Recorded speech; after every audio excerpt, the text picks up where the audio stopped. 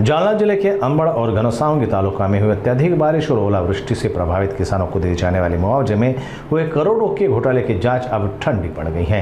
यह मामला अब स्वाभिमानी किसान संगठन के पहल पर मुंबई उच्च न्यायालय की छत्रपति संभाजीनगर खंडपीठ तक पहुंचने वाला है। जालना जिले के अंबड़ और घनसावंगी तालुका में 2024 की अतिवृष्टि से प्रभावित किसानों के लिए राज्य सरकार द्वारा स्वीकृत करोड़ों की मुआवजे में बड़े घोटाले का खुलासा हुआ है। जांच में पाया गया है कि तलाठी, मंडल अधिकारी, ग्राम सेवक और कृषि सहायकों ने फर्जी खातों में राशि ट्रांसफर हड़प ली।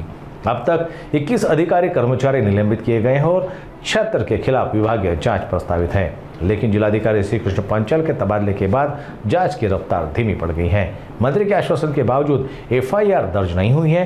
स्वाभिमानी किसान संगठन ने चेतावनी दी है, अगर कार्रवाई नहीं की गई तो आंदोलन अधिक तीव्र किया जाएगा। जिल्ह्यात झालेल्या अतिवृष्टी अनुदान वाटपाचा घोटाळा हा राज्य विधानसभेत गाजला।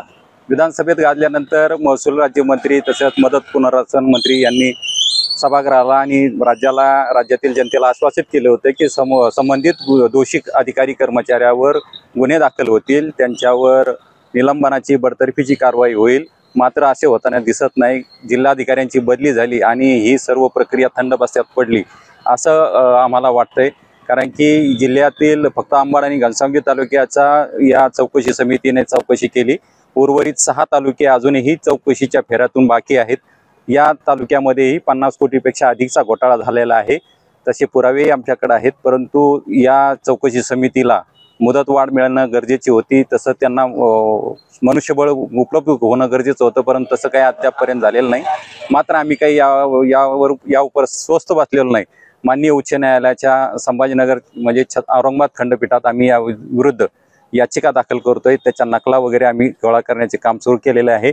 जरी प्रशासन या दोषी अधिकारी कर्मचाऱ्यांना पाठीशी घालत असेल तरी आम्ही न्यायालयातून या सर्व प्रकरणाच्या मुळाशी गेल्याशिवाय राहणार नाही। 21 कर्मचाऱ्याचं महसूल कर्मचाऱ्यांचं निलंबन करून उर्वरित राहिलेले कर्मचारी तसेच पंचायत समितीचे ग्रामसेवक आणि कृषी विभागाचे कृषी सहाय्यक यांच्यावर कोणतीही कारवाई झालेली नाही। त्यांच्यावर फक्त विभागीय चौकशीचा फार्स या प्रशासनाने लावलेला आहे। ती तुटपुंजी कारवाई आहे। आम्ही त्याच्यावर समाधानी नाहीत। या सर्व दोषीवर फौजदारी गुन्हे दाखल व्हावेत आणि यांना तत्काळ सेवेतून बडतर्फ करावे आणि अपारित झालेल्या रकमा त्यांच्याकडून वसूल करण्यात याव्या, अशी आमची आग्रही मागणी आहे। जोपर्यंत या सर्व दोषीवर कारवाई होत नाही तोपर्यंत आम्ही स्वस्थ बसणार नाही। येत्या 15 ऑगस्टला आम्ही एक निर्णायक आंदोलन, अभिनव आंदोलन या निमित्ताने करणार आहोत।